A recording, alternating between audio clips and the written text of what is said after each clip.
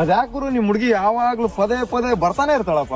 ಅವಳಿಗೆ ಅದೇನ್ ಬಂದೈತೆ ಒತ್ಕೊಂಡಾಗದು. ಏಯ್ ನಿಂಗೊಂದ್ ಟೈಮ್ ಸೆನ್ಸ್ ಇಲ್ವೇನೋ? ಎಷ್ಟೊತ್ತಿಗೆ ಬರಕ್ ಹೇಳಿದ್ರೆ ಎಷ್ಟೊತ್ತಿಗೆ ಬಂದಿದ್ಯಾ? 3:40 ಕೇಳಿದೆ, 3:42 ಟೈಮು. 2 ನಿಮಿಷಕ್ಕೆ ನಿಮ್ಮ ಅಪ್ಪನ ಮನೆಗೆ ಗಂಟು ಹೋಯ್ತಾ? ನಿನ್ ಹತ್ರ ಸ್ವಲ್ಪ ಸೀರಿಯಸ್ ಆಗಿ ಮಾತಾಡ್ಬೇಕು. ಮಾತಾಡು. ಯಾವ ಬೋಳಿ ಮಗ ಬೇಡ ಅಂದವನು. ಸೀರಿಯಸ್ ಅಂತ ಹೇಳ್ದೆ ತಾನೆ, ಅವನ್ನ ಕಳ್ಸು. ಐ ಹೋಗ.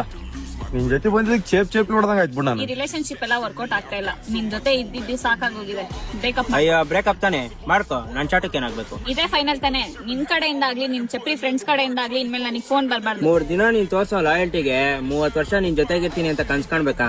ಯಾಕ್ರಿ ಕಡೆ ನಿನ್ ಅಕ್ಕನ್ ಇನ್ನೊಂದ್ಸಲಿ ರೋಡಲ್ಲಿ ಎಲ್ಲಾದ್ರೂ ಕಾಣಿಸ್ಕೊಬಿಟ್ಯಾ ಚಪ್ಲಿ ಕಿತ್ತೋಗುತ್ತೆ. ಅಯ್ಯ ನಿನ್ ಅಕ್ಕನ ಚಪ್ಪಲಿ ಕೊಡ್ಸಿರೋದು ನಾನೇ. ನಿನಗ್ ಮಾನ ಮರ್ಯಾದೆ ಇದ್ರೆ ಆ ಚಪ್ಪಲಿನ ಬಿಟ್ಟು ಹೋಗ್ಬಿಡು. ಏನ್ ಗುರು ತುಂಬಾ ಸೀರಿಯಸ್ ಆಗಿ ಮಾತಾಡ್ಬೇಕಂತಿದ್ಲು. ಹುಡುಗಿರ್ ಏನಾದ್ರು ಸೀರಿಯಸ್ ಆಗಿ ಮಾತಾಡ್ಬೇಕು ಅಂತ ಕರೆದ್ರೆ ಒಂದಂತೂ ಕನ್ಫರ್ಮ್ ಮಾಡ್ಕೋ, ಅವನಮ್ಮ ನಮಗ್ ಡೆಂಗಿ ದಡ ಕಟ್ಬಿಟ್ಟೆ ಹೋಗೋದು. ಬ್ರೋ ನನಗ್ ಕೇಳ್ದಂಗೆ ಅವಳು ಬಿಟ್ಟೋಗಿರೋದಕ್ಕೆ ನಿನ್ಗೇನ್ ಬೇಜಾರಾಗಿರಲ್ಲ ಅನ್ಕೊಂತೀನಿ. ನಿನ್ ಚಾಟಕ್ ಬೇಜಾರ್ ಮಾಡ್ಕೊಳ್ಳ.